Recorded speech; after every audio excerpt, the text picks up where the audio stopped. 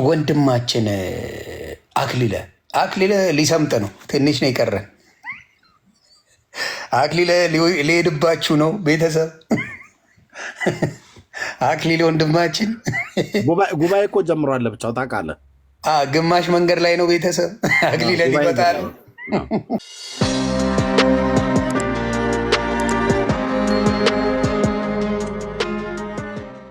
አለ። ሲኖር አስገባለሁ፣ እያየው ነው ጌታ ሲኖር አስገባለሁ። እና ፕሊዝ አትናደዱ። እኛ ወንጌላዊ ኤርሚም ሲያነበው፣ ዳጊሻም ሲያነበው፣ ቢኒሻም ቤካም ሲያነብ አስረዱን እየተባላችሁ እኮ ነው። ለምንድን ነው የምታኮርፉት? ለምንድን ነው የምታኮርፉት? ምን የሚያስኮርፍ ነገር አለ? ስለዚህ ዩዘርማ አትታወቅማ። በ34 ሰው ጌታ ይቅር ይበል ነው ሰው የሚታወቅ ሰው ነው ያልኩት። ኦርቶዶክስ እንዳትሰደብ ስለምፈልግ ብቃት ያለው ሰው ችሎታ ያለው ሰው መቶ ይጠይቅ። ችሎታ ያለው ሰው እያየው ነው ያላችሁን ሁልን ምንም ችግር የለም። እያየው ነው። ይህ ያለ አምቡላንስ የሉም። አንዳቸው የእነሱ ሰው የሚባሉ እዚህ ቦታ የሉ የለም። ተባረኩ። ስለዚህ እኔም ጋር መሽተዋል። እናንተ ግን ብር ክበሉልኝ። ጥሪውን ዮኒ ተማምለዋል እኮ አንገባም ብለው ጌታን ተማምለዋል እንዳትገቡ ብለው። እኔም እኮ ብዬ ነበር አልሰማልከኝ እንጂ እንዳትገቡ ብለው ቆይተዋል። ካህናቱ ካወገዙ የእውነት እኔ ሰምቻቸዋለሁ። እንደው እኔ ግን ምን አስደሰተ መሰለ ኤርሚሻ በማርያም ይዳናል ያሉበት ማርያም በዓለም ትድናለች ያሉበት ትምህርት ተረት ተረት ነው ያሉት። አንጀት እንደው ጌታን አልባረክም? ጌታን አላመሰገንክም? ዳጊ ይሄ ትምህርት ሰምተው ታውቃለህ?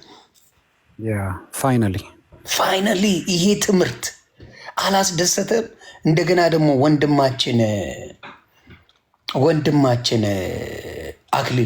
አክሊለ ሊሰምጥ ነው። ትንሽ ነው የቀረን። አክሊለ ሊሄድባችሁ ነው ቤተሰብ። አክሊለ ወንድማችን ጉባኤ እኮ ጀምሯል። ብቻው ታውቃለህ፣ ግማሽ መንገድ ላይ ነው ቤተሰብ። አክሊለ ሊመጣ ነው። አክሊለ ግማሽ መንገድ ጀምሯል፣ እየመጣ ነው። እኛ እንቀበላለን። በጌታ የሆነን በሙሉ እንትን ሌላው ከሚመስጠኝ ነገርና እዚህ ቦታ ላይ ላመስግናችሁ። ጌታ ምስክሬ፣ በውስጥ የሚጻፍልኝ የክርስቶስ ልጆች እኔ እዚህ ፌክ ይመስላል አንዳንድ ስሜታዊ ነገር ባሳይ እጅግ አድርጌ አመሰግናችኋለሁ። እጅግ ጌታ በምሕረቱ ገባለሁ በምሕረቱ እወጣለሁ የምትሉ ናችሁ ክርስቲያኖች። ጌታ በምሕረቱ በሙሉ ያኑርልኝ። የምትወጡበት የምትገቡበት የምታሰቡትን በሙሉ ያሳካልኝ። በውስጥ ያለው የምርቃት የጸሎት የምን ነገር ብታዩ በእውነት ያስለቅሳል። እግዚአብሔር ምስክሬ፣ ሕያው እግዚአብሔር ምስክሬ ነው። ጴንጤ የሚጽፍልኝ በውስጥ መሴጅ ቃላት የለኝም። ሌላው በውስጥ ሆናችሁ ተናዳችሁ ለምትሰድቡኝ የኦርቶዶክስ ወንድምናቶቼ እየጸለይኩ ነው። በጣም አድርጌ እየጸለይኩ ነው። እኔም ሳይገባኝ አሳዳጅ ነበርኩ። እየጸለይኩ እንጂ እየተከፋባችሁ እንዳልሆነ እንድታቁልኝ። የጴንጤዎቹ ጥቅስ ይልካሉ። ተባረክ ወንድማችን፣ ጠንከር በል፣ ትንሽ ጋድድ ስል ይሁንዬ አደራ አስተካክለው ይሄን ነገር ይሉኛል። በጨዋ በውስጥ ያናግሩኛል። ተባረኩልኝ። የኦርቶዶክስ ወንድሞቼ የሚልሱኝ ላሰላስ የሚያደርጉኝ እህቶችም አሉ። እነሱን እኔ ጸሎት አደርጋለሁ። እንደኔ አሳዳጅ የነበርኩኝ እኔን ያየ ጌታ እናንተንም ይልኝ የሚል ነገር ነው ያለው። አለማወቃችሁም ባወቃችሁ ምንኛ በታድናስቲ አሁን እንደዚህ አይነት ሰው ማስገባት እንደዚህ አይነት ሰው ደስ ይለኛል። እስቲ ኑና አሳውቁን። ይኸው አስገብቻለሁ። አንተም ጋር መሽቷል። የገባ ሰው እንግዳ ካለሽ እንቀበላለን። አንድ ነገር ብቻ ልበልን። እሺ እኔም መሄድ አለብን። ሁለት ተመሳሳይ ነገሮች ተፈጥረዋል። ያለ እመቤታ ማርያም አማላጅነት ዓለም አይድንም የሚለው ነገር አሁን ያው በሊቃውንቱ ራሱ ውድቅ ተደርጓል። በጣም ጥሩ። ጎን ለጎን ደግሞ ያለ ኢየሱስ ደግሞ ወደ አብ መግባት ወይም ከአብ ጋር መታረቅ የሚችል የለም የሚለው የአኬ በጭንቅላት ትፈጠፈጣለህ፣ አናት ይፈርሳል። እሱ የተጠቀመውን ቃል ነው የተጠቀምኩት። አናት ይፈርሳል፣ ከፈለግ ትፈጠፈጣለህ ነው ምናምን ብሎ ያለ ኢየሱስ ከአብ ጋር መታረቅ የሚችል የለም ብሏል። ኦኬ፣ አሁን እኮ ተዘጋ ማለት ነው። እንግዲህ ያለ እመቤቴ ዓለም አይድንም ያላችሁትን ከተዋችሁት፣ ያለ ኢየሱስ ደግሞ ከአብ ጋር መታረቅ አይቻልም ካላችሁ ምን ቀረ? አለቀ እኮ። የፍጡራን ምልጃ በመካከል ያስገባችኋቸው ሰዎች፣ ፍጡራኖች፣ መላእክቶች ምንድነው ተስፋቸው? ምንድነው ጥቅማቸው? ራሳችሁ በራሳችሁ እኮ አጣፋችሁት ሁሉን ነገር። ግራና ቀኝ እኮ እንዳለ አስወግዳችሁት ከመንገድ እኮ። ምንድነው ታዲያ ማርያምን ለምን ጉዳይ ነው የምትፈልጋት? በኢየሱስ ከሆነ ከአብ ጋር የምትታረቀው ማርያምን ለምን ጉዳይ? ያው ባለፈው ብለኗል። አይ እንድታሳስብልን ካልክ የሚረሳ እግዚአብሔር ነው ያለህ ማለት ነው። አይ እንድትነግርልን ካልክ የማይሰማ እግዚአብሔር ነው ያለህ ማለት ነው። እሷ ካልነገረችው የእኛ እግዚአብሔር ደግሞ እናንተም ትሹኛላችሁ፣ በፍጹም ልባችሁም ካሻችሁኝ ታገኙኛላችሁ ያለ የሚገኝ ጆሮቹ ከመስማት ያልደነቆሩ እጆቹ ከማዳን ያላጠሩ እግዚአብሔር ነው የምናመልከው እኮ። ለምንድን ነው ማርያምን፣ መላእክትን፣ ቅዱሳን ሰማዕታትን በምልጃ ጉዳይ የምትፈልጋቸው? ለምንድን ነው? ምን ቀረ ከዚህ ውጪ? አይ እገዛቸው አስፈልጎ እግዚአብሔር የማያግዝህ ወይም ኢየሱስ የማያግዝህ እነሱ የሚያግዝህ ምን ጉዳይ ተገኝቶ ማለት ይሄን ጉዳይ እነሱን ዴሊጌት አድርጌያለሁ፣ እነሱ ሾም ያለው ይሄን ጉዳይ እነሱ ጋር ጨርስ፣ ይሄ ሲሪየሱን ወደ እኔ አምጣው የሚልህ ጉዳይ አለ እንዴ? የለም እኮ። እገዛቸው ያስፈልገናል ያላችሁት የምን እገዛ? በአካል የሉም መቼም አይደል እንዴ? አትሊስት በአካል ቢኖር አንዱ ስለ አንዱ ይጸልይ ስለሚል ጥሩ። አሁን እኮ አንተ የምትጸልይላቸው ወደ አንተ መልሰው የማይጸልዩ እኮ ናቸው። ምክንያቱም ቃሉ የሚለው እያንዳንዱ ስለሌላው ይጸልይ ነው የሚለው። ተፈወሱም ዘንድ ይላል። ይፈወስ ዘንድ ወደ አንተ የሚጸልይ ገብርኤል አለ ወይ? ይፈወስ ዘንድ ወደ አንተ የሚጸልይ ሰማዕት አለ ወይ? ትፈወስ ዘንድ ወደ አንተ የምትጸልይ ማርያም አለች ወይ? በኃጢአቷ ልትናዘዝ ወደ አንተ የምትጸልይ ማርያም አለች ወይ? ጥቅሱ አይሰራም ማለት ነው ለማርያም። ጥቅሱ አይሰራም ለቅዱሳን ወይም በአጸደ ነፍስ ላሉት አይሰራም ማለት ነው። በጣም ጥሩ። ስለዚህ እገዛ ምናም ስትለው የነበረው በአጸደ ነፍስ ጋር አገናኝተህ እገዛቸው ብለህ የሰራውም ትምህርት ፈረሰ ማለት ነው። ምንም እገዛቸው አያስፈልግም። ኢየሱስ የማያግዝህ እነሱ የሚያግዝህ ጉዳይ የሉ። በጣም ጥሩ። በአጸደ ስጋ ደግሞ አንዱ ስለ አንዱ የተቀመጠ ትእዛዝ አለ እንጂ አንዱ ወደ አንዱ ሚል የለም። ስለዚህ እገዛ ፈልጌ ወደ ኤርሚ አልጸልይም ማለት ነው። ስለ ኤርሚ ጸልያለሁ እገዛ ስለሚያስፈልገው እንጂ እኔ እገዛ ፈልጌ ወደ ኤርሚያስም አልጸልይም። ታዲያ ወደ ኤርሚያስ የማልጸልይ ከሆነ በአይኔ እያየሁት ወደ ዮናስ የማልጸልይ ከሆነ በደንብ ይኸው እያየሁት ከሆነ ማወራው ይኸው ቪዲዮ ከፍቶ እያየሁት ወደ ማወራው እንኳ ወደ እሱ እንኳን እንድጸልይ እግዚአብሔር ቃል ካላዘዘኝ ያለ ኢየሱስ ደግሞ ከእግዚአብሔር ጋር መታረቅ ካልተቻለ የነከሊትና የነከሌ በአጸደ ነፍስ ያሉት አማላጆችህ አስፈላጊነቱ ምኑ ላይ ነው? የማርያም ምልጃ ለዚህ ጉዳይ ያስፈልገኛል የምትለው? ሁሌም እንደምናገረው እሱ የማይሰማው እሷ የምትሰማው ወይ ደግሞ እሷ የምትሰማበት አንተ የማትሰማበት ምን ጉዳይ አለ? እሷ ስትነግረው የሚሰማው አንተም ኃጢአተኛ ነህ ዞር በል የሚልህ ምን ርዕስ አለ? ምን ጉዳይ አለ? አንተ እኮ ኃጢአተኛ ነህ፣ እሷ እኮ ከኔ ጋር በጽድቅ ያለች እናቴ እኮ ናት ብሎ ለእሷ ስፔሻል የሆነ ጆሮ ስፔሻል የሆነ አፒል አለ ወይ? እንደ ወንድም የነቃ ብል እኮ ግራና ቀኝ እኮ አፈረሱብህ እኮ። የራስ መምህራኖች ግራና ቀኝ አፈረሱብህ። ዓለም ይድናል ያልክበትንም አፈረሱብህ። ዓለም ይታረቃል ያልክበትንም አፈረሱብህ። ሁሉም ውስጥ ማን ተገኘ? በዚህም በዛም ጸንቶ የተገኘው ለዓለምን መዳን ይሁን ለአንተ መታረቅ ኢየሱስ ነው። በሁለቱም ርዕስ አሸንፎ የወጣው ወንጌል ነው። አሸንፎ የወጣው ተመልከት። ተረቶች ግራና ቀኝ ተፈጠፈጡ፣ ግራና ቀኝ ቦታውን ለቀቁ። ኤርሚ እንደሚል ዳር ያዙ። ስለዚህ አንተ ቤትም አሁን ምን እየሆነ መጥቷል? ካለ ኢየሱስ መስበክ አትችልም። ቤተክርስቲያኒቷ መቀጠል ካለባት ኢየሱስን ብቻ ነው መስበክ ያለባት ማለት ነው። ከዚህ በኋላ ሌላ መስበክ አትችሉም። ሌላ ከሰበካችሁ ወንጌል አይደለም የሰበካችሁ ያላችሁት። እንቀጥላለን። ገድላትና ድርሳናቱ ከፓትርያርካችን ከላይ ጀምሮ እስከ ታች ድረስ ጥራት እንደሌላቸው እየተነገረ አልሞት ባይ ተጋዳይ እንሆናለን ካላችሁ እውነት ነው። ገድል ገደል ይከታል። ልክ ነው። ተረት ያለበት ገደል ይከታል። ኢትስ አፕ ቱ ዩ። እኛ ግን ግድ ስለሚለን ገደል ስለሚገባው ህዝብ ግድ ስለሚለን እናንተው ቤት እንደተባለው መጀመሪያ ግን ከኛ ቤት እንደወጣው ንጹህ ወንጌል ምክንያቱም የእናንተን ሰምተን አይደለም እያጨበጨብን ያለ ነው፣ የእኛን ነው እናንተ እያስተጋባችሁ የነበረው ወይም እያስተጋባችሁ ያላችሁት እንጂ ከእናንተ ሰምተን ይኸው ማህተም ተመታልን ብለን አይደለም አሁን እየጮህን ያለ ነው። ኤኮ ነው እያደረጋችሁ ያላችሁት። እንደ ገደል ማሚቶ ስንናገሩ የነበረውን ንጹሑን ኢየሱስን መካከለኛ የሆነውን ሌላ ማንም አስታራቂ እንደሌለ የተናገርንለትን በአንደኛ ዮሐንስ ላይ ጠበቃ የሚለውን በሮሜና በዕብራውያን ላይ አማላጅ ተብሎ በማያወላዳ መልኩ የተጻፈለትን ኢየሱስ አት ዘ ኤንድ ኦፍ ዘ ዴይ አዎ ያለሱ የለም በአናትህ ይፈርሳል እስከ ማለት ድረስ ደርሳችኋል። ለዓለም መዳን ማርያምን ተባልላችኋል። ስለዚህ እሺ ዮኒ ጎ ሄድ ተባረክልኝ። ሄኖክ ወንድማችን መጥቷል። ጥያቄ አለኝ ብሎ ነው የገባው። የእሱን ጥያቄ እናስተናግደው። ሄኖኬ ወደ ጥያቄ። ዮኒዬ እንዴት ናችሁ? ክብሩ ይስፋ። ሰላም ነው ሄኖኬ? አለው እግዚአብሔር ይመስገን። ባለማወቅ ነው የገባሁት። ጥያቄ የሚሆነው ላይክ ከሁለት አንዳችን ተሳስተናል ብዬ ነው ማምነው። ላይክ አሁን እንትኑ ጸብ አልለውም፣ ግን ወይ ፕሮቴስታንት ወይ በክርስቶስ የሚያምኑ ኦርቶዶክሶች ከሁለት አንዳችን ስህተት አለ ብዬ ነው ማምነው። ያ ነው የኔ ጥያቄ። ላይክ በየትኛው በኩል እንሁን የሚለውን ማወቅ ስለፈለግኩ ነው። ሁሌ ጸቡ አሁን ሶሻል ሚዲያ ላይ ያ ነው፣ ኦርቶዶክስና ፕሮቴስታንት ነው። ሁሌ እንትኑ ማርያም ታማልዳለች አታማልድም ምናምን።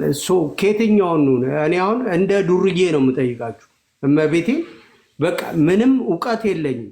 አሁን እዚህ ጋር ምዕራፍ ገልጸ ከአስከፈ ምናምን ብትሉኝ የማውቀው ታሪክ የለም። እኔ ዝም ብዬ ግን በቤተሰብም ይሁን በምን በክርስቶስ ክርስቲያን ነኝ፣ ኦርቶዶክስ ነኝ። ምንድን ነው ማድረግ ያለብኝ? እኔ ራሴ ፐርሰናል የምጠይቃችሁ ማለት ነው። እኔም ቋንቋ እኔ እንደተኛ ስለሆነ ልሰናበታችሁ፣ ወንድሜን አናግሬው ልሰናበታችሁ። ምናምን ቃለች። እሺ ቀጥሉ። በአራዳ ቋንቋ በስሱ እንነጋገርና ሄኖኬ ስለምንተዋወቅም ጭምር ነው። በመጀመሪያ መወድም ማከብረ ወንድሜ ነው ይኖዳት። አንተም እንደዛ ሆነ ለእኔ እኔን የጠቀመኝን ልዘግብ። ምክንያቱም ዋጋ የከፈለው ማን ነው ብዬ መጠየቅ ጀመርኩኝ። እኔን ረዳኝ እሱ ማን ነው? ለእኔ የኃጢአትን ዋጋ የከፈለው ክርስቶስ ነው። ለሁሉም ለዓለም መድኃኒት ነው የሚለው፣ መድኃኔ ዓለም ነው የሚለው። የዓለም መድኃኒት ተደርጎ የተሰጠን ኦርቶዶክስን መድኃኔ ዓለም የምትለው እሱ ነው። የዓለም መድኃኒት ተሰጥቶኝ የአፍሪካ መድኃኒት አልፈልግም። እኔ መጀመሪያ ጭንቅላቴ ውስጥ የመጣው እሱ ነው። የዓለም መድኃኒት ተሰጠኝ። የዓለም መድኃኒት ለሁላችንም የሞተው የተሰቀለው በአብ ቀኝ ያለው ኢየሱስ ክርስቶስ ነው የሚል ትምህርት አላት። ኦርቶዶክስም ጴንጤም አለው፣ ክርስቲያን የተባለ አለ። ከዛ ደግሞ ትንንሽ መድኃኒቶች አሉ ተብለው የተመጣል። ሁሉም በሱ የዳነ እንጂ ራሱን ያዳነ የለም። ተግባባን? መጽሐፍ ቅዱስ ላይ ራሱን አድኗል የሚል ሰው የለም።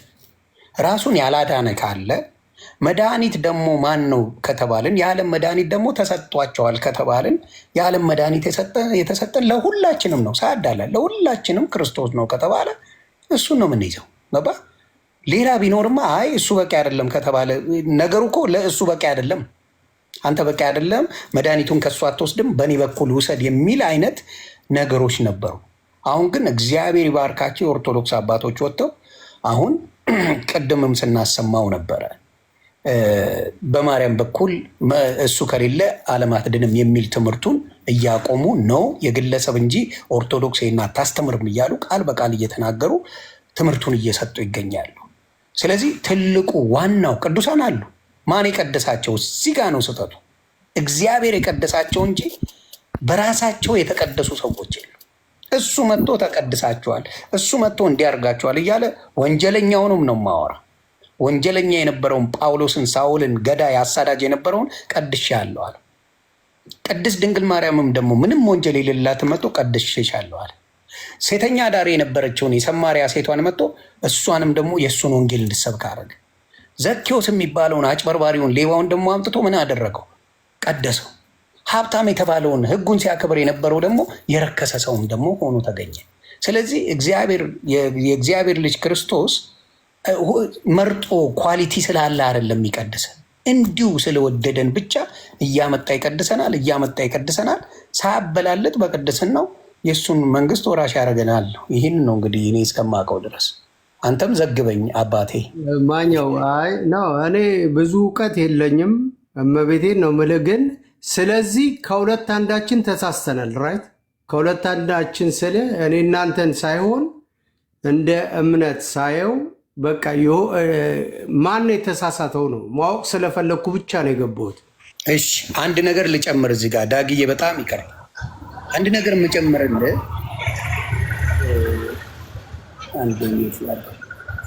አንድ ነገር የምጨምረው ምንድን ነው የተባልነው? እውነትም መንገድም ህይወትም እኔ ነኝ። ያው መጽሐፍ ቅዱስን እኔም በፊትም ብዙም ማነብሰው አልነበርኩኝ። እውነትም መንገድም ህይወትም እኔ ነኝ። መንገዱን ፈለግከው። አሁን ለምሳሌ መንገድ ልንሄድ አሜሪካ፣ ካናዳ ስንሄድ ጂፒኤስ እንሞላለን። በጂፒኤስ የሆነ ቦታ የምንደርሰው። የመንገዱ ጂፒኤሱ እኔ ነኝ አለ። ህይወት እኔ ነኝ አለ። መንገድም ህይወትም መንገድም እውነትም እኔ ነኝ አለ።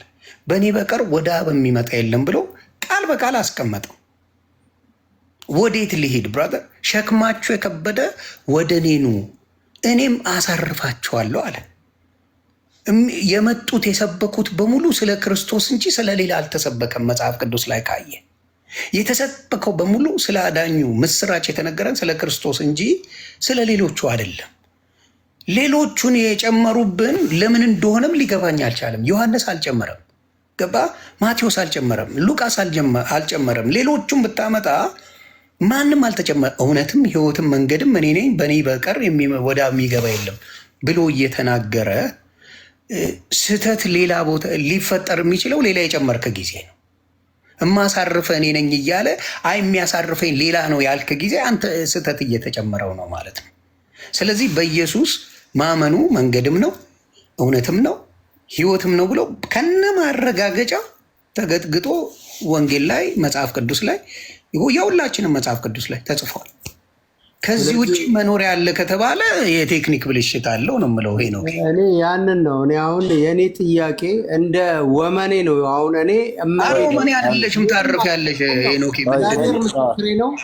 በቃ ዝም ብዬ አለ አይደለ የሆነ አንድ ዱርዬ ፈጣሪን ያምናል። ሄኖክ አንዴ ከይቅርታ ጋር ጥሩ ምሳሌ ልንገርህ። ጥሩ ምሳሌ ጋር ሄኒ ዮኒን ታውቀዋለህ? ትተዋወቃላችሁ? ስትነጋገሩ ታምነዋለህ አይደል? ወንድሜን እንደ ወንድም ማመንማ በክርስቶስ ነው፣ በእኔ አይደለም። ማመን ማለት በቃ እንደ ወንድም ጊዜ የምቀያየር ሰው ነኝ። ክርስቶስ ወንድም ማለት አይ ከድሮ ጀምሮ እኛ እንተዋወቃለን። ስለምትተዋወቁ መቼም ያው ዝም ብሎ እንቀልድ ካላላችሁ በስተቀር አረመ ቤቴን እኔ ቀልድ አይደለም። እኔ አሁን እኔ እንደማያምን አልልህም ኤርምዬ፣ አማኝ ነኝ። ግን እንዳልከው ሰው ነው አሁን እዚህ ጋር የገባሁት እና እግዚአብሔርን ከማመን አይነት አኳያ አይደለም። አንድ ምሳሌ ልንገርህ። ዮኒ አንገቱ ላይ ምንድን ነው ያደረገው? የክርስቶስን መስቀል አለ እዚህ ጋር ከታች አለ። ቼን ነው ለባህሉ ድምቀት መስቀል ያደረግ ነበረ። እሺ ምንድነው ይሄን ዮኒ አንገቱ ላይ ያደረገው? አሁን ላይ ቼን ነው። እሺ መስቀሉን አላየሁት። ምንድነው? ቆርቆሮ ነው።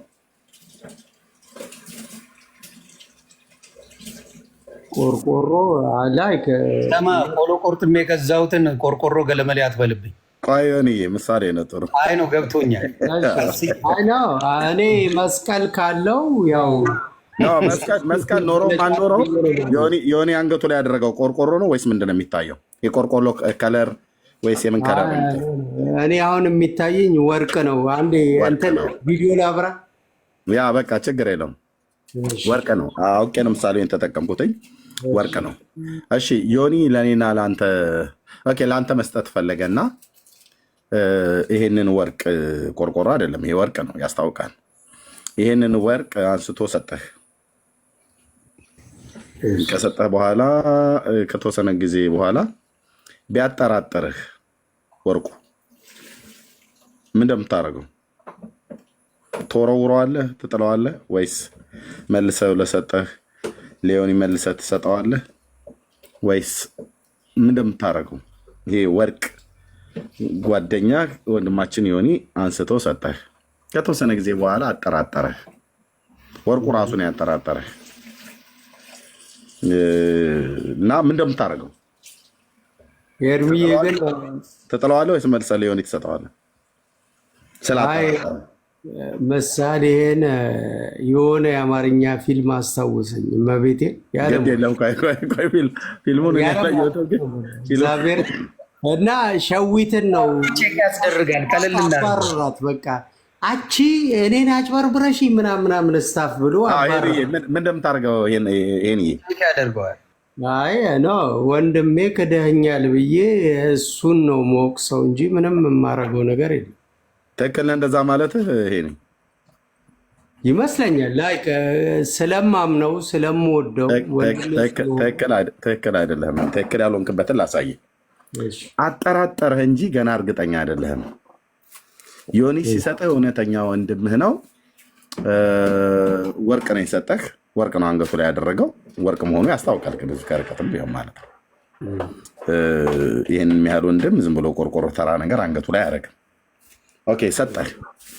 ያጠራጠረህ ራስ ወይ ስለ ወርቅ ያለህ አመለካከት ምሳሌ የሚሰጥህ አናሳ ሊሆን ይችላል። ሙሉ እውቀቱ ላይኖርህ ይችል ይሆናል። ስለዚህ ከቆይታ በኋላ አጠራጠረህ። ምናልባት ወርቅ ይደብሳል፣ ደበሰ ይባላል በትንቢተ በሰቆቃወ ኤርምያስ መጽሐፍ ምዕራፍ 4 ላይ ለምንድነው ወርቁ ደበሰ ይላል። መደበስ ማለት መቆሸሽ፣ ቆሻሻ ነገር ላይ ሲጣበቅበት መልሰው እንደገና ወርቅ ቤት ወስደው በሚያጠሩት ወይ በፈሳሽ ነገር ወይ በሳት ነገር እንደገና ከላዩ ላይ ያለውን ነገር ያነሳል።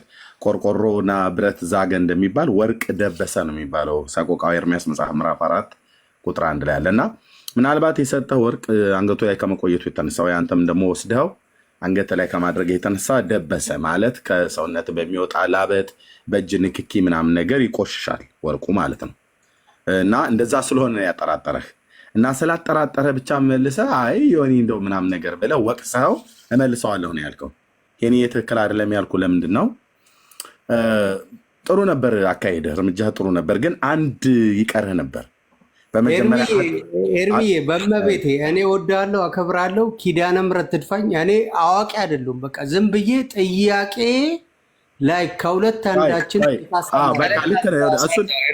እሱን መንገድ በሁለት ደቂቃ ውስጥ ላሳጠን እንጂ አዋቂ በቃ አጠር አድርጌ ላሳጠህ። ዮኒ ያንን ወርቁ ስላጠራጠረህ ዮኒን ሄዳ አያታለኸኛል ምናምን ነገር ብሎ ከማለት ይልቅ ወርቅ ቤት ወስደኸው አጣሩልኝ ብለህ ብትል በመሳሪያ በሚያደርጉት ነገር ቼክ ያደርጉታል። እሺ ወርቅ በእሳት ይፈተናል ይላል መጽሐፍ ቅዱስ ላይ ማርቆስም ላይ መስዋዕት በጨው እንደሚቀመም ወርቅም በእሳት ይፈተናል ይላል። እና ሰሪ ቤት ወስደህ በባለሙያዎች በመሳሪያ በታገዘ ብታጣራው ቢለዩልህ እርግጠኛ ወርቅ መሆኑን ታረጋግጣለህ ማለት ነው። ምን ልልህ ነው?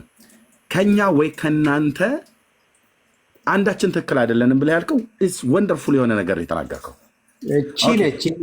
አሁን እቺን በምን እናጣራቸው? ወርቁ ያ ስለሆነ ነው። ላይክ ለምን ይሆናል ነው ጨረስኩ። አሁን ዮኒዬ የሰጠህን ወርቅ ሄደ በወርቅ ቤት በባለሙያዎችና በመሳሪያ በታገዘ ነው የምታረጋግጠው ከተጠራጠርከው ማለት ነው። ከዛ ሄደስታ ይሄማ ንጹህ ወርቅ ነው እኮ ነው ብሎ የሚል ወርቅም ካይደለ ወርቅ አይደለም ብሎ ይልሃል። እሺ ከሁለታችን አንድ ብለህ ስትል እኛ ወንጌላውያን አማኞች ነን፣ ኦርቶዶክስ አሉ። ከኦርቶዶክስና ከወንጌላውያን ማን ነው እውነተኛ? ከወንጌላውያንና ከካቶሊክ ማን ነው እውነተኛ? ከአይሁድና አጠቃላይ ከክርስትናው ማን ነው እውነተኛ ብሎ የሚለውን ማን ይዳኝ ብለን ብንል የፕሮቴስታንቱን የወንጌላውያን የእኛንም ትምህርት የኦርቶዶክሳውያንም ትምህርት የካቶሊክንም ትምህርት የአይሁዳውያንም ትምህርት በምንድን ነው የምንዳኘው በምንድን ነው የምናረጋግጠው ብለን ብንል እንደ ወርቁ እሳት ውስጥ በመጨመር ሳይሆን ከእሳት ይልቅ በነጠረው በሕያው በእግዚአብሔር ቃል ነው። ዮኒ ቅድም ያለ በቃሉ ማለት በክርስቶስ ማለት በቃሉ ማለት በተጻፈው እውነት ቅድም ዮኒ እንዳለ አንድ እንሁን ነው የምለው። እመቤቴ አንድ እንሁን በቃ ተረድቻለሁ። እኔ አሁን ኒሻ ገብቶኛል ማለት የፈለገው ምንድነው የፈለገው አሁን ምንድነው የሚያድነን ትልቁ ነገር መጽሐፉ ነው። አሁን ለምሳሌ እንዳልኩ እኔም እንዳንተ ብዙ አይደለሁም ለመጽሐፍ ቅዱስ ቅርብ አልነበርኩኝም። ለመጀመሪያ ጊዜ አዲስ ኪዳንን አንብቤ ለሁለተኛ ጊዜ መዞር ጀመርኩኝ። ለመጀመሪያ ጊዜ በማልበላ ጠብጠብ የሚሉ ጥቅሶችን አቅ ነበር፣ ተባራሪ ጥቅሶች። ግን በስነስርዓት ቁጭ ብዬ እንዳነብ ያደረገኝ ወንጌልን እያወቅኩ በሚሄድኩበት ጊዜ ነው። ይኸው ጌታ ምስክሬ ነው ማለት የእኔም ስንፈት ነበረ። አዎ፣ ግን ውስጥ ያሉ ጥያቄዎች ነበሩ። በቃ አልመለስ ያሉ እሱን ማናገር አልችልም፣ አባቴን ማናገር አልችልም፣ የሞተልኝን ማናገር አልችልም፣ ወደ እሱ ማልቀስ አልችልም፣ ለብቻዬ የልቤን መንገር አልችልም የሚል ውስጤ የሚያመው ነገር አለ። ሁሉንም እኩል የሚያይ አምላክ አበላልጠውን ጓገጭ የሚያስብሉን ግራ የሚያጋቡን ሰዎች ስላሉ ግራ ተጋብቼ ነበር። አንዳንዴ ለመስማት የሚሰቀጥጡ ነገሮች ስሰማ ይከፋኝ ነበረ እንደ ሰው ማለት ነው። እና ያ ነገር ነው እንግዲህ መጽሐፍ ቅዱሱ ነው የሚወስነን ነው። መጽሐፍ ቅዱስን ታርፈዋለህ፣ ታነበዋለህ፣ እነሱንም ትጠይቃለህ። ያልገባህን አሁን መሆን ያለብህ አንተ እኔ ማርያምን በጣም በጣም አድርጌ የምወዳት ሁሌ ስሟን የምጠራ ሰው ነበርኩ።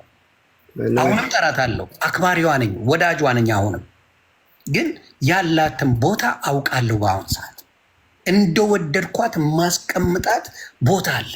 ብጽዕት የሆነች ሴትን የማስቀምጠው ቦታ አለ። ያ ቦታን አልወስድም። ከዛ ውጭ ግን ሌላ ስራ የሰራው ሁሉንም የሰራው ለእኛ የዓለም መድኃኒት የሆነው ክርስቶስ ሁሉንም ሁላችንን የሚያወጀን ያዳነን እሱ ነው።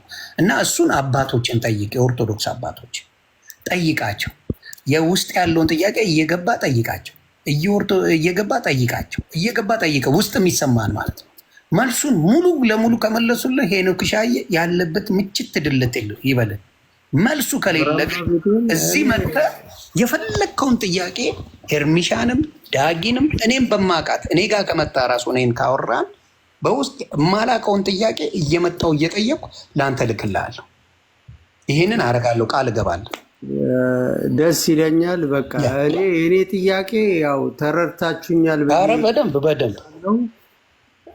አንዳችን ግን ስተተኛ ነን። በቃ የሆነ ግለሰብ አሸንፏል፣ የሆነ ግለሰብ ደግሞ ተሸንፏል ብዬ ላይክ ለምን እንዴ እዚህ ጋር ጸቡ ላይክ በዚህ በኩል በዚህ በዛ እኔ እንጃ ብቻ ግን እሱን ለማረጋገጥ ነው ቀደም ያልኩህ።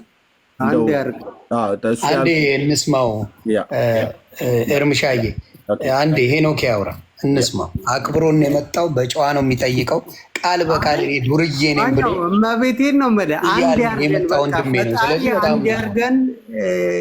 እኔ ይመስለኛል የሆነ ግንብ ይፈርሳል ከሆነ ጊዜ በኋላ ዘመናት ሊወስዱ ይችላሉ። ሁላችንም ክርስቶስን እናመልከዋለን።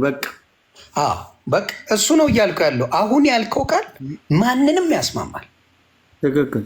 አጋዥ ይፈልጋል እንዴ? የኔ አባት ያንተ አባት ይፈልጋል አጋዥ ነው። መስቀሉ ላይ እያገዘው ነበረ። የዓለም መድኃኒት የተባለ አባት አይደል ያለኝ? የዓለም መድኃኒት ተብሎ እኮ መድኃኔ ዓለም ተብሎ የሚሰበክ ነው። ምን አጋዥ ያስፈልጋል? የዓለም መድኃኒት ተሰጥቶኝ እንዳልኩ የአፍሪካ መድኃኒት አልወስድም እያልኩ ነው። የዓለሙን ነው የምፈልገው፣ ሁሉንም ያዳነ። ለምሳሌ እኔ ታመምኩኝ፣ የሆነ ከባድ የሆነ ዶክተር ጋር ሄድኩኝ። ዶክተር መድኃኒት ሰጠኝ፣ ተሻለኝ በሽታዬ። ኧረ ዮኒ ማኛ ዶክተሩን ስለምታውቀው ዶክተሩ ስላዳነ እስቲ ያድነኝ ትለኛል እንዴ? መድኃኒት እዘዝልኝ ትላለህ እንዴ? ኖ ሂድና እዛ ዶክተርን ጠይቀው ነው የምልህ። ዶክተሩ ጋር እኔ አዳነኝ ጋር ሂድና ታከም ነው የምልህ እንጂ በፍጹም እኔ መድኃኒቱን ልሰጥ አልችልም። እነዛ ቅዱሳን የተባሉት የዳኑት በክርስቶስ ነው። እነሱም ብትጠይቃቸው ራሳቸውም እንደሚሉት ታውቃለህ። ኖ ሂድና ክርስቶስን ጠይቀው። እኔ ዳንኩት፣ እኔን ቅዱስ ያለኝ እኔን የቀደሰኝ እሱ ነው እንጂ እኔ በራሴ ቅድስና የለኝም ነው የሚል። እያንዳንዱ ቅዱስ የተባለውን ብታመጣ ማብራታ ሂድና ጠይቀው። እኔን የቀደሰኝ ጌታ ኢየሱስ ነው ይላል። እኔን የባረከኝ ክርስቶስ ነው እንጂ እኔ መባረክ አልችልም ነው የሚል። ስለዚህ ወደ ቀጥተኛው የሚያመጣው ወደ መድኃኔዓለም የሚያመጣ ምንድን ነው? እሱ ነው እንጂ በፍጹም እኛ በሌሎች ሰዎች ተደርገን በሌላ በኩል ተደርጎ የሚገባበት እውነትም መንገድም ህይወትም እኔ ነኝ እያለ እዚህ ጋር እየጻፈልኝ በሌላ በኩል እገባለሁ የሚል ነገር ይዘው ሲመጡ ቆም ብሎ ማየት ያስፈልጋል። አሁን ግን መስመሩ እየተደረመሰ ነው። አንተ እንዳልከው ይንሻ ይፍረስ፣ እየፈረሰ ነው። እኩል እናምልክ ነው የኔ ፖይንት። ትክክል። ስማ ማኛው፣ በዚህ አጋጣሚ የሆነ ኮመንት አላነበብኩም። እኔ ወመኔ ነኝ። አንዴ ልንገራቸው በመቤቴ ዘግባቸው። ምንም የማውቀው ነገር የለም። እጠጣለሁ፣ ሰክራለሁ ምናምን ስታፍ በቃ መብቴ ነው። አይ የሆነ ሰው የጻፈውን አይቼ ነው መጀመሪያ ኦርቶዶክስን ጠንቅቀ ወቅ ይለኛል። የሆነ አስሬ ነው የሚጽፈው አይቼዋለሁ። እኔ ኪዳነ ምሕረት ቢኒ ፕሊዝ ሀሳቡን ይጨርስ። ደካማ ሰው ነኝ፣ ደካማ ነኝ። እኔ አላቅም፣ ምንም እውቀት የለኝም። ጥቅስ ጥቀስ ብትሉኝ ማለት ነው ክርስቶስ ሰማይና ምድርን ምናምን ብዬ ዘፍጥረትን ልጠቅስ እችላለሁ እንጂ ከዛ ውጭ ማውቀው ነገር ስታፍ የለም። ገባኝ። እና እኔ ተባረክልኝ፣ ጠይቅ፣ ከመጠየቅ ወደ ኋላ አትበል። እውነቴን ነው የኒሻ። ለዛም ነው ዛሬ የገባሁት። ወንድሜ እወዳለሁ፣ አከብርሃለሁ። ኑርልኝ የኒሻ። ዝቅ ልበል እኔ በቃ። እሺ ይቻ ማሻባ ቢኒ አሪፍ አይቸኩልም፣ ፋራ ልብ አይሰጥም። ቢኒ አረጋጋው። ቢኒ ሻተው ኖ እኔ ስለማውቀውን ልንገራ ማብራታ ፕሊዝ።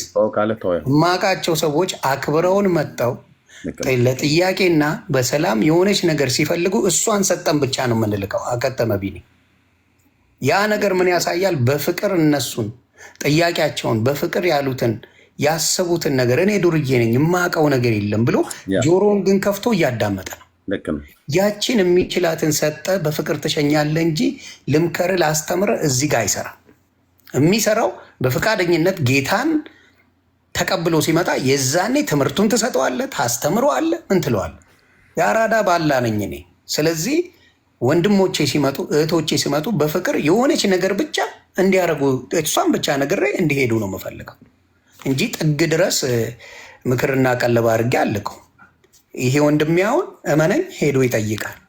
ሄዶ በደንብ አድርጎ የሚጠይቃቸው ጥያቄዎች አሉ። ጥያቄዎቹን ያመጣልኛል። እኔም አልችለውን ቢኒሻ አለ፣ ዳጊያ አለ፣ ኤርሚሻ አለ፣ ብሩኬ አለ። ለእያንዳንዱ ለቢንዬ ልክላቸዋለሁ።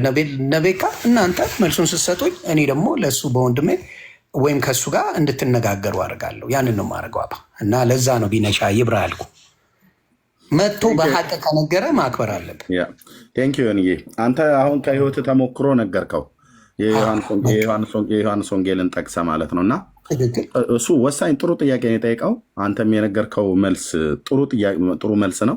አንደኛ ይጠይቅ፣ ከመጠየቅ ደግሞ ቀጥሎ ጎን ለጎን መጽሐፍ ቅዱስን ያንብብ። አሁን አንተ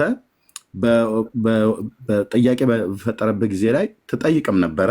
በቤት ላይ እየገባህ በየሰው ቤት ትጠይቅ ነበር። አንተም ጋር ብዙ ሺህ ህዝብ ሰብስበህ አገልጋዮችን ሰብስበህ ትጠይቅ ነበር፣ ትሰማ ነበር፣ ደግሞ ቀጥሎ ታነብ ነበር። አሁን መጽሐፍ ቅዱስን ባለፈው አዲስ ኪዳንን እንዳለ ነው በሙሉ ያነበብከው ማለት ነው። ማንበብህ እንድትጠይቅ አድርገህ። አሁን ታዲያ ቅድም የሰጠሁት ነው ዮኒያውን አንገትህ ላይ ፒውር ወርቅ ነው ያደረግከው፣ ያስታውቃል። ዮኒ ቬጋስ ነው ይህን የሚያውቀው፣ ዱባይ ሄደን የገዛ ነው። አሁን ይህንን የሚያህል ወርቅ አንድ ሰው ይሄ ወርቅ አይደለም እኮ ፌክ ነው ተብሎ ቢባል ያ ሰውዬ ፌክ ነው ስለተባለ ብቻ ወስዶ መጣል የለበትም። ወርቅና ፌክ መሆኑን ሊያረጋግጥ የሚችል ማለት ሰው በምላስ በመቅመስ ሳይሆን ወርቅ ሰሪ ቤት ወስዶ ይሄንን ቼክ አርጉልኝ ብሎ ቢለው በመሳሪያና በመለያ ነገር ይለዩለታል ማለት ነው። አሁን ፕሮቴስታንቱና ወይስ ኦርቶዶክሱ ነው ማን ነው እውነተኛ? ከሁለታችን ማንን ትክክለኛ ብሎ ነው ወንድማችን የጠይቀው። የፕሮቴስታንቱና የኦርቶዶክሱ እውነተኝነት የሚረጋገጠው ወርቁ በእሳትና በባለሙያ በመሳሪያ ታግዞ እንደሚለይ ሁሉ ልክ ፕሮቴስታንቱ የሚሆን ኦርቶዶክሳውያኑ ትክክለኛ ትምህርት እንዳላቸውና እንደሌላቸው የሚይዝላቸው ብቸኛ ሚዛን መጽሐፍ ቅዱስ ነው። ሆን ያነበብከው እኛም ያነበ ነው። በቃ ሌላ የምጨምረው ምንድን ነው? በጣም በተለይ አንድ ነገር ቢንዬ የምነግርህ ለማርያም ያለው ነገር እዛ ቤት በጣም ኃይለኛ ነው። እንደሰማው ኪዳነ ምሕረትን ይልሃል እኔ ዱርዬ ነኝ፣ ማርያምን እኔ ዱርዬ ነኝ እያለ የሚል ለማርያም ለኪዳነ ምሕረት ያለው ትምህርት እዛ ቤት በጣም ትልቅ ስለሆነ ነው። ያንን ቶሎ ብለህ ጓ ካልክበት ነገሮች ይበላሻሉ። የሚወደውን ነገር እኔ ክብሩ ይስፋ እናትና ልጁ በመባል ነው የምታወቀው። አልፋታ ያልኩት ነገር ነበረ እስኪገባኝ እስካውቀው እስኪገለጥልኝ የገለጠልኝ ጊዜ ከኢየሱስ ውጭ ወደ ውጭ ያልኩኝ። አየህ፣ ሌሎቹን አከብራለሁ ወዳለሁ፣ በጌታዬ ግን ማላመቻምች ሰውኝ የተገኘው ገባ። ስለዚህ እነዚህ ሰዎች እንደዛ ብለው ሲመጡ ቀስ ብለን ነው። ለምን ወንጌልን አላቅም ካለ ምን ታደርገዋለህ? ይህንን ሰው ወደ ወንጌል ነው የምትልከው እንጂ አምጥተህ ለህፃን ልጅ ክትፎ አታበላም። አሁን በወንጌል ሄኒሻ ወንድሜ ክትፎ ብታመጣለት የተፈተፈተ በወንጌል አይበላውም። እኔ ለአንተ አንድ ጥያቄ ስትል ጠይቀህ መልስልህ። አንተው ራሱ ያው ምስክር ስለሆንክ አሁን ለገባህ በክርስቶስ ኢየሱስ ባለ የወንጌል እውነት እንድትሸነፍ አሁን የገባህን እውነት ይዘህ እንድትቀጥልና ወደዚህ ህይወት እንድትመጣ ከሰማኸውና ከመጽሐፍ ቅዱስ ካነበብከው በፐርሰንት ደረጃ ምን ያህል ካነበብከው አይኖችህ እውነትን እንዲያውቁ ተገለጠልህ ወይስ ምን ያህል ከሰማኸው ተገለጠልህ? በፐርሰንት ደረጃ ከሰማኸውና ካነበብከው አሁን የተረዳኸውን እውነት ይዘህ እንድትቀጥል ያደረገ የትኛው ነው ተብሎ ትባል በፐርሰንት ምን ያህሉን ታስቀምጣለህ? ካነበብከው ከመጽሐፍ ቅዱስ ከሰማኸው ከሰዎች ካነበብኩት በፐርሰንት አስቀምጠው ተብለህ ብትባል ካነበብኩት እውነቴን ነው የምላችሁ 60%። 60ውን አነባለሁ። እኔ ማንበብ በጣም እወዳለሁ። በራሴ መፈለግን እወዳለሁ። እኔ ሜንታሊቲ ሊደርሺፕ ነው፣ ፎሎወር አይደለም። የኔ ሜንታሊቲ ሰው መከተል ሳይሆን በራሴ መንገድ መሄድ ነው። የሊደርሺፕ ሜንታሊቲ አለኝ። መከተል ስለማልፈልግ ነው ዝም ብዬ የፈለግኩትን ማድረግ። መከተል ብፈልግ ኖሮ 30 ቦታ ስረግጥ አታገኘኝም። በራሴ መንገድ ነው የምሄደው፣ አልሰማም። ስለዚህ መጽሐፍ ቅዱስን ሳነብ የገለጠኝን ሌላው ደግሞ ትምህርቱ 40% በትምህርት ያገኘሁት ነው። ቁጭ ብዬ በማዳምጠው ትምህርት 40% ብዙ። ሌላው ጸሎት፣ ጾም፣ ጸሎት። እኔ አሜሪካ ገብቼ ከተወሰነ ጊዜ በኋላ በኦርቶዶክስ ራሱ ጾሙን አቁሜው ነበር። አሁን ግን በክርስትና በደንብ እጾማለሁ። ማንም እኮ አላለኝም። መጽሐፍ ቅዱስ ስለሚል ግን በራሴ ቀን ቆጥሬ ይህን ቀን ጾማለሁ እላለሁ። ከጌታ ጋር ጾማለሁ። የሚደንቅ ነገር እና 40%ቱን እዚህ ሶሻል ሚዲያ ላይ በመስማት ትልልቅ የሚባሉ ቃላቶችን በወንጌል ላይ ላመቻምቹ ያደረጉ የነ ዮሐንስ ወንጌል ምዕራፍ 14 ቁጥር 6ን የሐዋርያት ስራን የሌላው ሁለተኛው ዮሐንስ መልእክት ጠበቃ የሚለው ሌሎችንም ብታመጣ ስለ ክርስቶስ የተባለው ነገር በሙሉ አሳርፋቸዋለሁ የሚለው ከእናንተ ጋር በላለው የሚለው ባዶ እንጀራ። በጣም የሚገርማችሁ እዛው አብልቷቸው እዛው ይረሱ ነበር። ታስታውሳላችሁ? ዮሐንስ ላይ ምን ያደርጋል? ምግብ የላቸውም እና ስንት አሳ አላችሁ ይላቸዋል። እኛ 7 አሳና 5 እንጀራ አለን ሲሉ ወደ 4000 ሰው መገበላቸው። መግቦላቸው ከሄዱ በኋላ እንደገና በታንኳ አብረው ሲሄዱ እንዲህ ምን በላው እኮ የለንም እያሉ እንደገና እዛ ውስጥ ይነጋገራሉ። እዚሁ ታምሮን አሳየው፣ እዚሁ ይረሳሉ። እዚሁ አሳይቶ እናንተ አሁን ያበላችሁት ትርፍ ወደ 7 የሚሆን መሶብ አስቀምጦላቸው 5 የሚሆነው 7 የሚሆን መሶብ አስቀምጦላቸው የተረፈው እያዩ እንደገና ይረሱታል።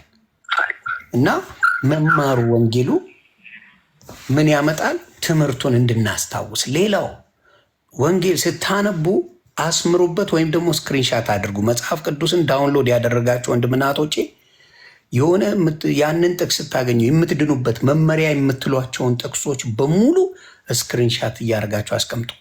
እንዳትንገዳግዱ ያደርጓቸዋል። የውስጣችሁ ውስጥ ይታተማሉ።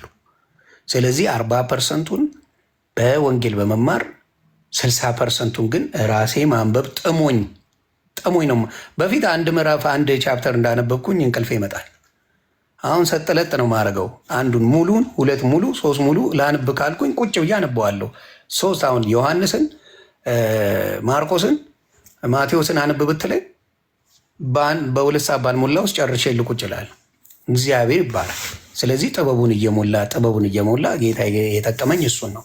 ስለዚህ በተለይ የሐዋርያት ስራ ብዙውን ሳመራይ ስለሚያደርገው የብሉይ ኪዳንንም የአዲስ ኪዳንንም ሳመራይ ስለሚያደርገው እሱን ብታነቡ መጀመሪያ ለብዙዎቻችሁ ጥሩ አይዲያ ይሰጣል። ለጀማሪ ወንጌላውያን የሐዋርያት ስራ ለብሉይ ኪዳንም በደንብ ይዳስሳል፣ አዲስ ኪዳንንም ይዳስሳል። በደንብ ጥሩ ነገር ይዞላችሁ ይመጣል እላለሁ። ብር ክበሉልኝ ካስረዘምኩት፣ ይቅርታ ኤርሚሻዬ። ተባረክ ዮንያ። ናይስ ነው፣ አላስረዘምክም። እንግዲህ ይታያችሁ በፐርሰንት ደረጃ ሲያስቀምጥልን 60 በመቶ ራሱ ቁጭ ብሎ ማዕዱን ቀጥታ የማንም እጅ ሳይነካካው ቀጥታ የእግዚአብሔርን ቃል ህብስቱን ማለት ነው መናውን የእግዚአብሔርን ቃል ራሱ ዮኒና ዮኒ ብቻ ቁጭ ብሎ ጠረጴዛ ላይ እንጀራ፣ ቁርስ፣ ምሳ፣ እራት እንደሚበላው ለስጋው እንደዚሁም ደግሞ የእግዚአብሔርን ቃል በመጽሐፍት ደረጃ በምዕራፍ ደረጃ እያነበበ ማለት ነው። አሁን ቀጥታ ከምንጩ ነው የጠጣው። ስለዚህ አሁን ከሰዎች ከሰማው ይበልጥ 60%ቱ ቁጭ ብሎ ያነበበው ነው ማለት። ስለዚህ አሁን ሲያነብ ነው በፕሮቴስታንትና በኦርቶዶክስ ወይ ደግሞ በእስልምናና በክርስትና ወይ ደግሞ በጁዳይዝም እና በክርስትና በፓጋኒስትና በክርስትና መካከል ያለው ልዩነትን አሁን በማንበቡ ዮኒ የአምላኩን የእግዚአብሔርን ቃል ነው ያወቀው። 60 በመቶ ራሱን ያነበበው እና ሲያነብ ያሰምራል፣ ቅድም እንደነገረም ማለት ነው። እና ምን ልንላችሁ ነው? የአንድን ነገር እውነተኝነት ለማረጋገጥ ያንን ነገር የሚያረጋግጥ አረጋጋጭ የሆነ ነገር አለ። የክርስትናን የኦርቶዶክስን እውነተኝነት የሚያረጋግጥላት መጽሐፍ ቅዱስና መጽሐፍ ቅዱስ ብቻ ነው። ኦኬ፣ የወንጌላውያኑን የእኛንም እምነት የሚያረጋግጥልን እውነት መሆኑን አለመሆኑ መጽሐፍ ቅዱስ ነው። ካቶሊክም ቢሆን ልክ እንደዚሁ የጁዳይዝም እምነት መጽሐፍ ቅዱስን ስለሚያምን ብሉይ ኪዳንን እስራኤላውያኑ ስለሚያምኑ አዲስ ኪዳንን ጨምረው ደግሞ ሜሳኒክ ጂሾች ስለሚያምኑ የሚያረጋግጠው እውነት መሆኑን የሚያረጋግጠው የኦርቶዶክስ ክርስትና፣ የእኛ የወንጌላውያን ክርስትና፣ የካቶሊክ ክርስትና የሚረጋገጠው በእግዚአብሔር ቃል ነው ማለት ነው። ዮኒዬ አንገት ላይ ያለው ትልቅ ግዙፍ ወርቅነቱ የሚጣራው እኛ ቢያጠራጥረን እሱ ያውቃል ከየት እንደገዛው ነገረን። በጣም ከሚወደው ጓደኛው ጋር ሆኖ ከዱባይ ነው የገዛው። ዱባይ የሚሸጥ ወርቅ ደግሞ ታውቃለህ በዓለም ምን ያህል ውድ እንደሆነ ማለት ነው፣ ምን ያህል ተመራጭ እንደሆነ። ኦኬ፣ እኛን ግን ቢያጠራጥረን የት ነው ይዘን የምንሄደው? በምላስ አይደለም የምንቀምሰው። ዮኒ አምጣው አንዴ በምላስ ልቅመሰውና ላረጋግጠልህ ብለን ስንልስ ብንውል ምንም ጠብ የሚል ነገር የለም። በምላስም ደግሞ አናረጋግጠውም ማለት ነው። ወርቅ በመላስ አይረጋገጥም። ወርቅ በእሳት ነው የሚፈተነው። እሳቱ ውስጥና በባለሙያ ወስደው በመሳሪያ ሲያረጋግጡት ይረጋገጣል።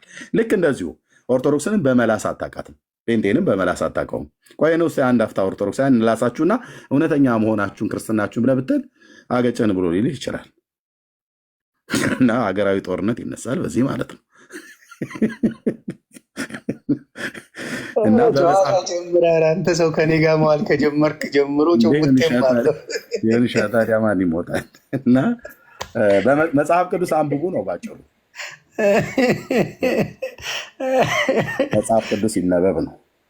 መጽሐፍ ቅዱስ ነው ትልቁ መድኃኒት። እውነቴን ነው የምላችሁ፣ መጽሐፍ ቅዱስ አንብቡ። መጽሐፍ ቅዱስ ገላጋይ ነው፣ ዳኛችን ነው።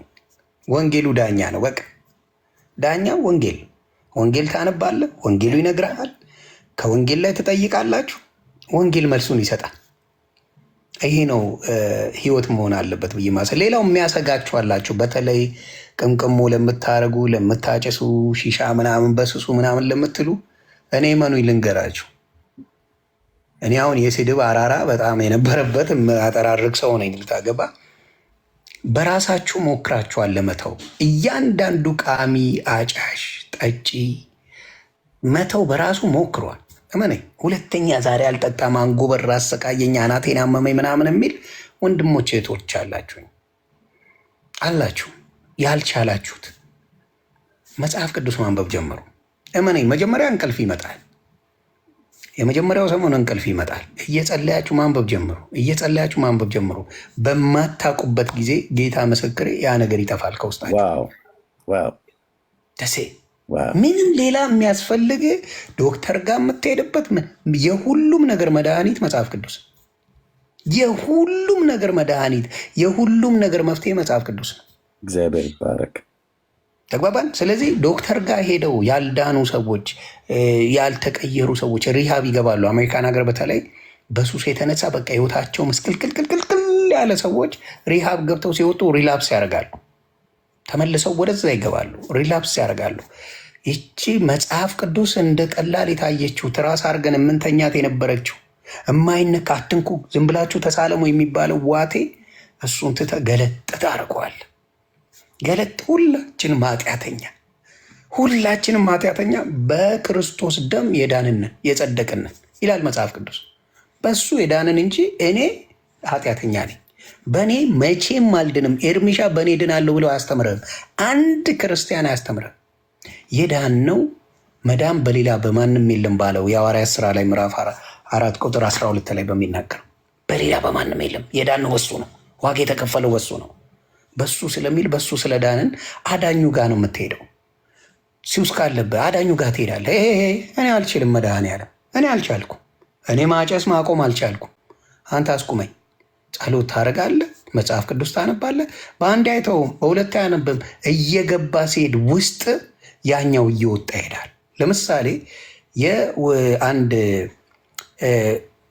ኮካኮላ ወይም ሚሪንዳ በብርጭቆ ሞልታችሁ መጀመሪያ የሚታያችሁ ወይም ኮካኮላው ጥቁሩ የጠቆረው ወይም ሚሪንዳው ከታችሁ ውሃ እስቲ ዝም ብላችሁ አፈሱበት።